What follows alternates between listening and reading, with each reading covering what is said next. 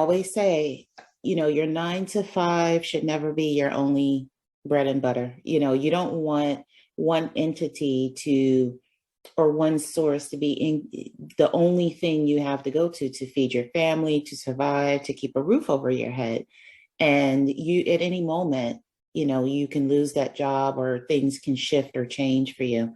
So I think that, when we think about the lion in the cage, you know, even we're like psychologically conditioned to stay in that cage, even if the door is open.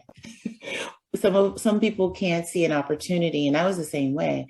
If it's right in front of your face, you can't see it because you want to think about the 20,000 reasons why that opportunity isn't right for you, or how that sounds crazy. Because I know you probably had people tell you you were crazy for leaving that good government federal job, and and everything that glitters isn't gold. And while things may be secure, you have to say, am I happy?